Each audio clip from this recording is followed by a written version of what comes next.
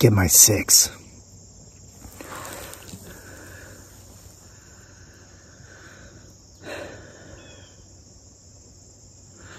All right, guys, I've got some good news about our bees, and I've got some very strange news about our bees. Strange. This is a very strange case, and these are the words out of the mouth of a government official who is the head inspector of honeybees for an entire county, who's been doing this for a very long time. I have my suspicions, and I'll share them with you. But first, here's the best news. Guys, here is a very positive update on our bee situation. Yesterday, and I took this advice from a comment left in the comment section. A wonderful lady in England, I wish I could remember her name, but it was actually on my wife's channel. She said that if we had any hope of saving what bees were left, to make a solution of pure cane sugar, which is what we have here, mixed with water. It's about 1 to 4, 1/4 cane sugar and 3/4 water. And I did this yesterday with this plate right here. I simply put it in the hive. I took out the extra trays from the top box so that this would have room to sit inside the hive. And I poured it in here like this. And I just came back to check 5 minutes ago. Oops, I don't want to get them wet, they'll sting me. But they had drank it all, and there were bees on the plate. And for the first time since these bees were attacked by poison that an irresponsible neighbor put on his field to kill June bugs, these bees, they buzzed in unison. They were communicating with each other. And just as of yesterday morning, when I put the solution in here for the first time, they were not crawling around like this. They were not this active. They were not this lively.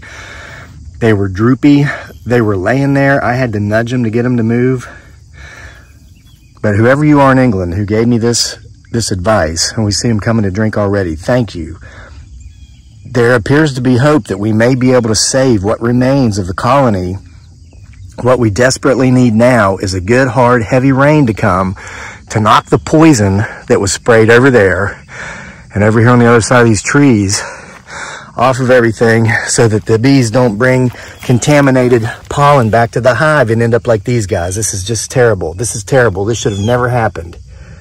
If you're not responsible enough to use non-poisonous chemicals and whatnot on your whatever, you shouldn't be doing it. But guys, the point here is, it looks like we have some hope. So that was this morning. The little clip I just showed you there, I recorded that this morning before I went out and ran for 30 minutes. Been giving them sugar water. Actually, before I came up here to film this video, I refilled their sugar water. They're drinking it up quickly and abundantly, and I think, and the bee inspector for the county also believes that, excuse me, we just went to the Chinese buffet while we were in town. Didn't run into any very respectful viewers like Wayne last time down there in Scottsville. By the way, Wayne, if you're watching, I hope that your house and your property didn't get damaged in that massive storm you guys had down there last week. It's terrible. They had 75-mile-an-hour winds and tennis ball-sized hail. And then we have another viewer down there. She commented on the channel. Gosh darn it, your name's slipping my mind, ma'am. But you mentioned you were down there. The storm was bad. We hope you made it through as well without any sort of serious damage. And we didn't run into any creepy internet stalkers, which my sisters are always on the lookout for when they're here and we go to the Chinese buffet.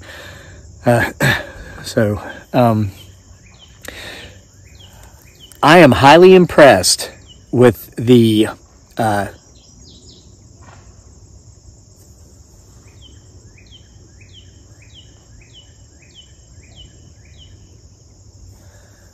you best be getting my 6, because I don't think we're alone in this forest here tonight. Are we ever? Okay, I was highly impressed with the response I got from every freaking organization or group or government department I called about this bee issue. all of them called me. My phone was ringing off the hook this morning. Now, I made my calls yesterday.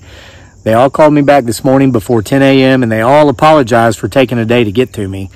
I told them I was impressed, and they said, look, if we have a bee kill going on, we have to act quickly, because once they're dead and they start decomposing, we can't tell what's going on.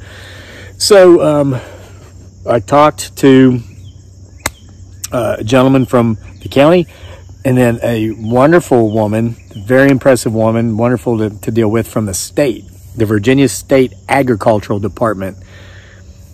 This lady and this man coordinated to be at my house together, and they showed up an hour and a half after I talked to both of them on the phone. It's really crazy.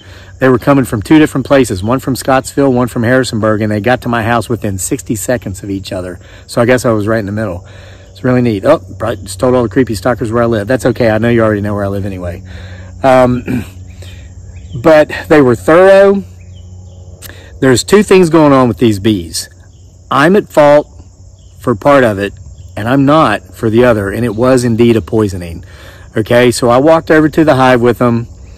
We all three got there together, and they both said almost at the same time, they said, yes, this is definitely a poisoning situation. This is definitely, you know, when you've got mass death like this, because there were the dead bees everywhere, they said, this is not right, something is wrong. So I took the top off, opened it up so they could see the bees that were still left alive, and these are the bees that I was giving sugar water. And I had refilled their sugar water before I went running a few hours before this, and I was happy to see that they drank it all. So I refilled it again.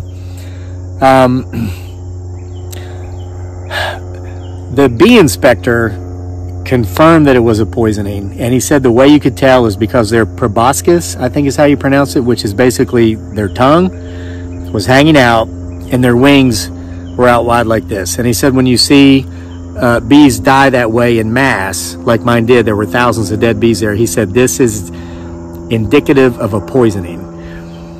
And here's where I learned a lot of stuff I didn't know. Here's my fault in it. I'm not a beekeeper, I'm a bee haver. And this gentleman explained it to me. Didn't hurt my feelings the way he explained it. He said, look, he says, you got beekeepers and you got bee havers. You have bees. But there's some things that you've missed here, and this has caused the death of some of your bees. It's caused a couple of swarms to leave, but this didn't cause, you're not the cause of this mass casualty event that took place here in the last few days.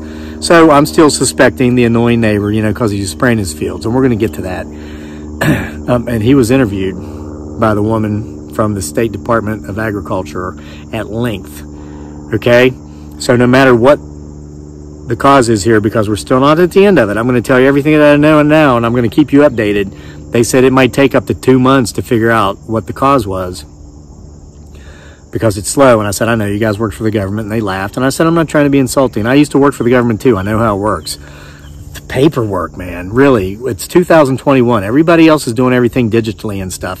But if you work for the government and you get a scratch on your truck, be prepared to fill out a book's worth of paperwork about how you got that scratch on that truck. So anyway, he explained to me that there were mites, bee mites in there, and I didn't treat them for that. And because we are in droughtish type conditions, they do need a boost with food source, and I haven't provided that. But he educated me on that. The sugar water thing I've been doing just in the last few days. If I'd have been doing this all along, we would have been a lot better off. So I'm going to continue to do it, and I'm going to buy some bee food on Amazon, explain how to put it in the hive. And I've got to switch a lot of stuff out, but I'll get to it. But he said that definitely would not be cause. The mites and the food shortage is definitely not cause for these thousands of dead bees that have their proboscis sticking out with their wings like this. These bees were poisoned, okay?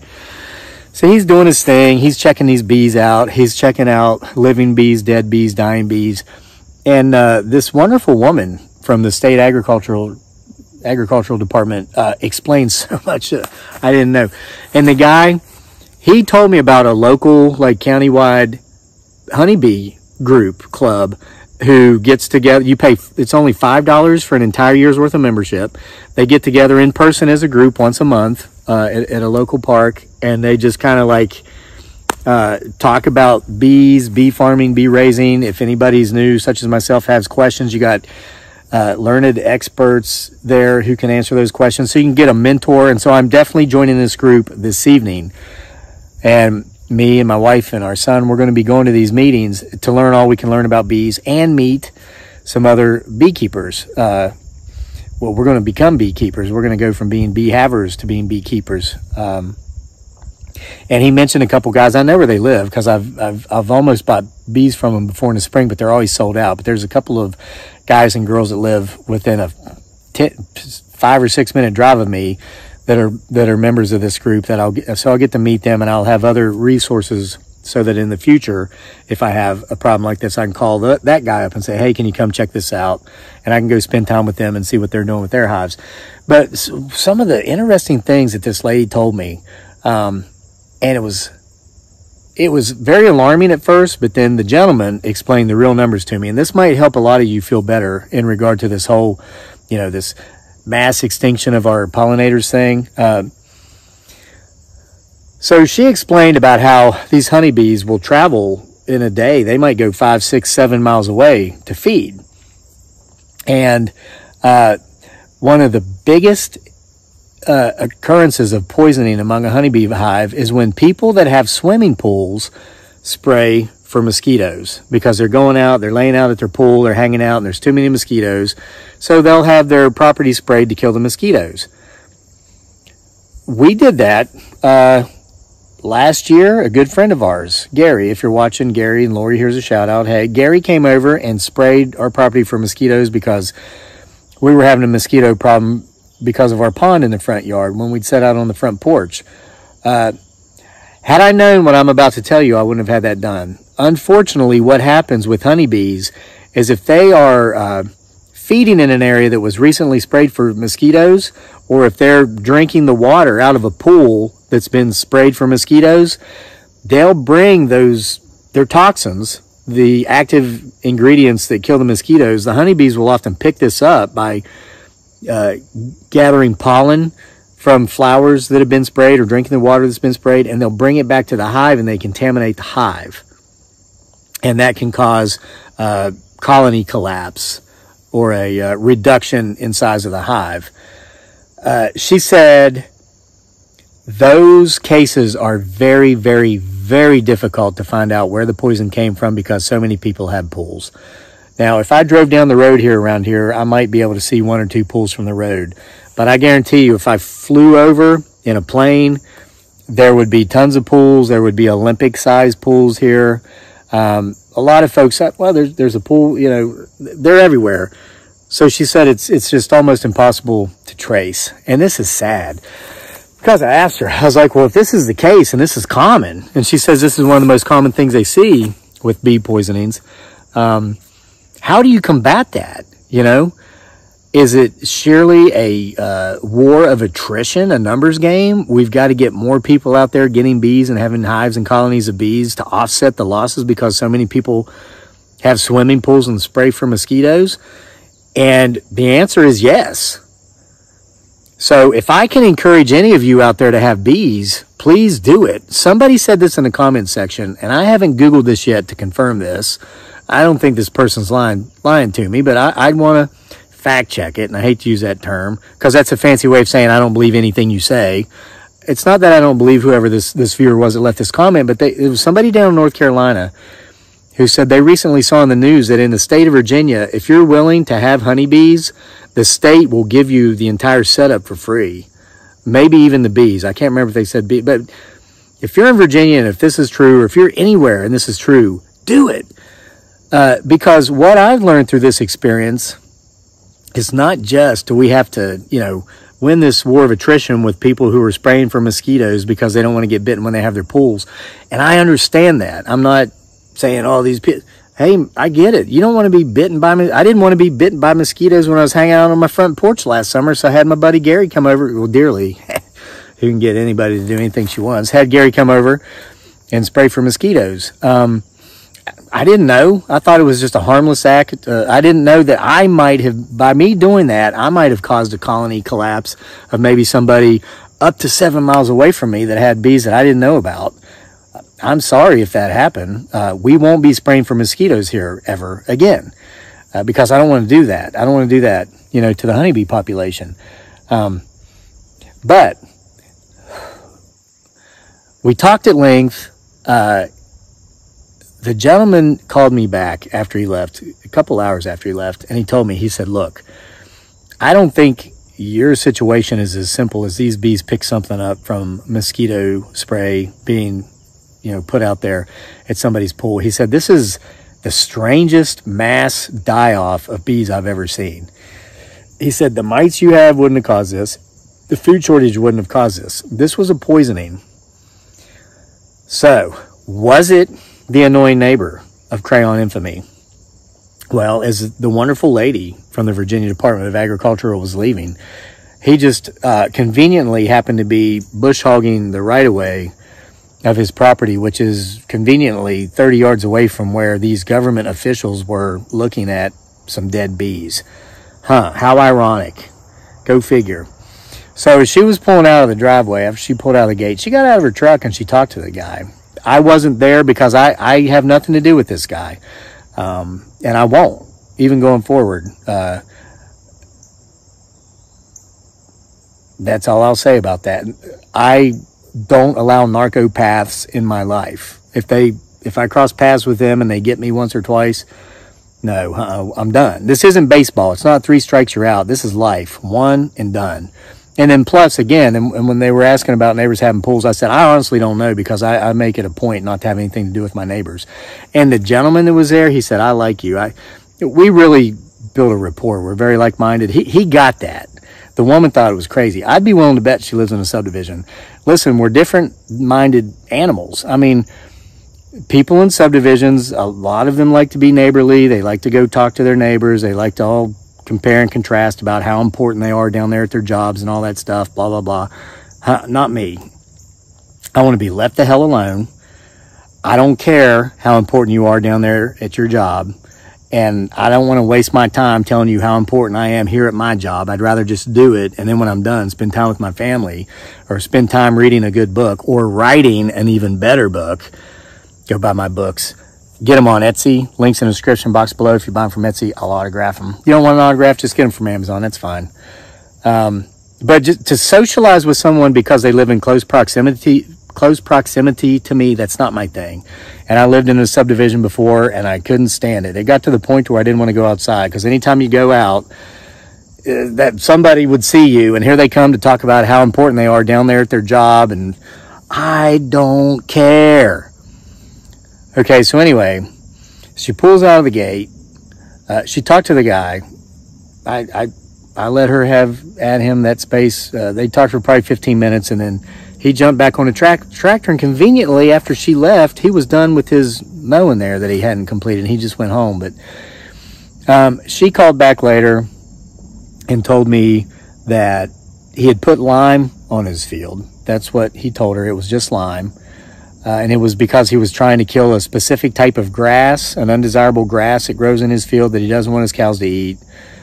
And that he was big on environmentalism, and he makes sure not to hurt anything. And she let me know that he was a really nice guy, and I should spend some time getting to know him. Yeah, I spent 1.5 years being harassed by him because I wouldn't let him continue to take my hay from my property, and putting up with threats that even a gate wouldn't keep him out, by God. So I let her know, no, I won't be doing that, but I'm glad to hear that it was just lime. Thank you for coming by today, and thank you for the time you spent with us. Well, then when I was talking with the gentleman later, he said that he believes that it was probably lime, because that's common this time of year, and it works exceptionally well if you can put it down and then you get a good rain afterward. But he said he's still not convinced that the poisoning came from somebody's pool. He says he's never seen anything like this. And I asked him, I said, hey, if I'm fully at fault, I can take the blame. And I want to make sure I know if I am to blame so it doesn't happen again. Could it be that their food shortage, could all of these bees just die the same day from starvation? And he said no. He said, no, you had a problem with the food shortage, but that did not happen. I've never seen that. This is strange. Here's just an idea. I'm not accusing anybody of anything, but I will say this. More than one of you who watch these videos and who have been watching for years have said on more than one occasion that if my chickens and my rabbits and if other things have gone missing overnight, in the middle of the night, without a trace, no sign of struggle, it kind of sounds like maybe a creature with two legs that's not potentially Bigfoot Sasquatch maybe taking these things. And you'll remember about a month and a half ago, I had a flat tire. I made the video about how that devil didn't want me going in that church house, so he gave me a flat tire. When I took that truck in to get a new tire, try to get it fixed, the mechanic said that it appeared to them as if somebody drove a nail through the sidewall of that tire. The hole was right through the side as if somebody had driven a nail through it. In the middle of the night. So, would it be too far out of the way to conceive that someone may have limed their field and maybe under the cover of darkness, maybe somebody who might come around taking rabbits and chickens and driving nails through truck tires may have come around and maybe sprayed some bee killer in a beehive? Is it possible? Could it be that there could be another annoying neighbor type who saw the movie Needful Things? The book was much better by Stephen King, and liked that concept of being able to pit neighbors off against each other by making it look like one neighbor did something to the other when really it was somebody else behind the scenes and they didn't know about it? Could maybe somebody who has borderline, not BPD, antisocial personality disorder who's not having it treated? Could they be the two-legged miscreant coming over at night and doing such things and making it look like it's somebody else? I think either of those two possibilities are possible because we have an expert telling us these bees were poisoned. I don't think it's likely that it came from a pool, and I've never seen anything like this. And how ironic it happened within 48 hours of this guy spraying lime in his field. I did observe that no soil samples were taken. The gentleman was taken at his word. Now, imagine yourself to be a farmer. A government truck pulls up with government tags. Somebody gets out of that truck and introduces himself as a representative, an official government official with the state's Department of Agriculture.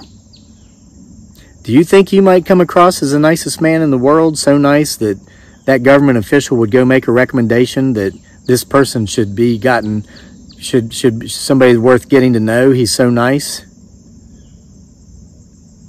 I'll tell you, if a car pulled into my drive right now and the license plate said Google 1 and a person got out and introduced himself as a liaison with the YouTube compliance department, community guidelines and standards official, I can promise you that I would have that person convinced I'm about the nicest person in the world.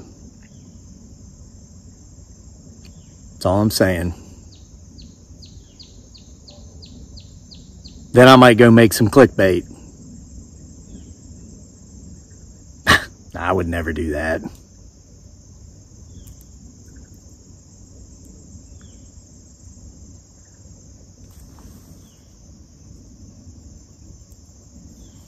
So there's your update. I'll keep you updated. The gentleman that was here, the bee specialist, he's not dropped the case yet. And he took samples of live bees, dead bees, and dying bees. And he's going to be investigating much further.